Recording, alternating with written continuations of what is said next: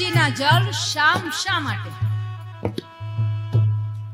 દેવી ભાગવતજીમાં એક જ ગ્રંથ એવો છે કે એમાં જવાબ આપ્યો છે, બાકી કોઈ ગ્રંથોમાં આ જવાબ નથી. 18 પુરાણોમાં કોઈ જગ્યાએ આ જવાબ નથી.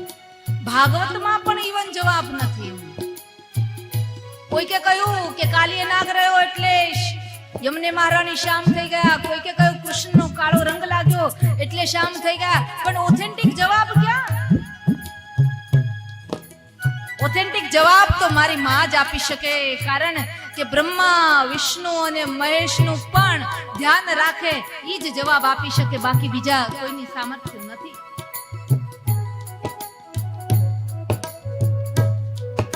તો દેખો યમને મહારાણીજીના જળ શામ શા માટે છે એનો જવાબ.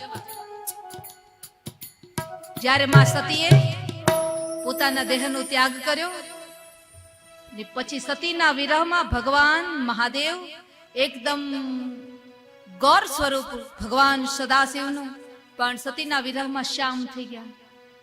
એટલે સંક્ષિપ્તમાં કહું છું, પછી ભગવાન શ્રી હરિને થયું કે મને મારા ઈષ્ટદેવ આવા શ્યામ ન જોઈએ, મને તો રૂપાળા મારા ઈષ્ટદેવ જોઈએ. કર્પૂર ગૌરમ કરુણાવતારમ સંસાર સારમ ભુજગેન્દ્રહારમ.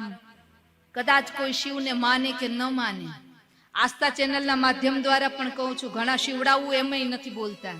શિવની સાથે ઘણાને તકલીફ હોય છે, પણ જે લોકો શિવ નામ ઉચ્ચારણ કરવાથી પણ ડરતા હોય, પણ અંતે એને જ્યારે પોતાના ઈષ્ટની આરતી ઉતારે ને ત્યારે કર્પૂર ગૌરવ તો શ્લોક બોલવો જ પડે, મંત્ર બોલવો જ પડે. તો કર્પૂર ગૌરવ મંત્રની અંદર ઉપાસના કોની છે? મારા મહાદેવની જ છે.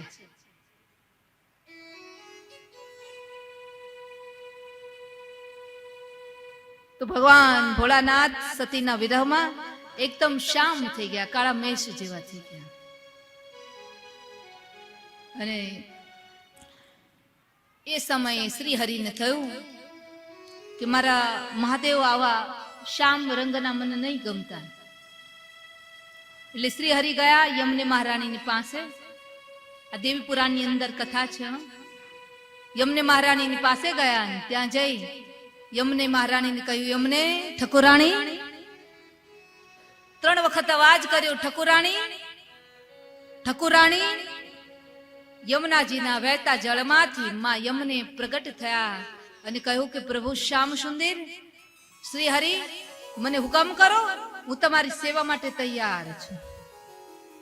ત્યારે ભગવાન શ્રી હરિએ કહ્યું છે કે હુકમમાં તો મારે એટલું જ કહેવાનું છે કે યમને મહારાણી, હું મારા ઈષ્ટદેવ એવા મહાદેવને તમારા જળની અંદર સ્નાન કરવા માટે ત્યાં મોકલું, તો તમે એને ઘંટો સુધી, કલાકો સુધી ત્યાં રોકી રાખજો અને એનો કાળો થઈ ગયેલો વર્ણ તમે લઈ લેજો. તમારું ગોર વર્ણ છે ને એ મારા મહાદેવને આપી દેજો. બેનો બધું આપે, રૂપ આપે કોઈ?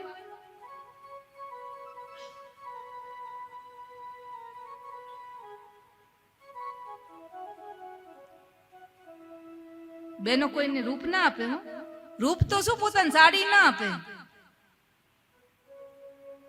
ઉછીની કોઈ લેવા આવ્યો હોય તો કે ના ના તમારે બીજું જોતું હોય તો લઈ જાઓ, સાડી ના આપો. પણ યમને મહારાણીએ સુંદર મજાની ક્રાંતિ કરી છે દેવી પુરાણની અંદર. અને જે આપે છે ને, જે 5 આંગળી આપે છે એના જ આ જગતની અંદર કથાઓ ગવાય. બાકી એક વખત બોલી જાય ને પછી આપે નહીં તો એનું આ જગતની અંદર વ્યથાઓ થાય છે. જેને વચનની કિંમત નથી એનું સમાજની અંદર વ્યથાઓ થાય છે, પણ બોલ્યા પછી બદલે નહીં.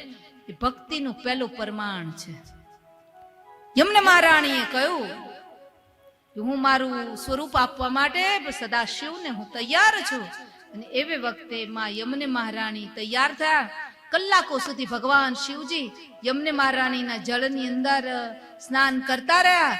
અને માતાજીએ યમને મહારાણીએ સદાશિવજીનું કાળું પડી ગયેલો શ્યામ વર્ણ છે પોતે લઈ લીધો અને પોતાનો ગૌર વર્ણ છે એ શિવજી મહારાજને આપી દીધો.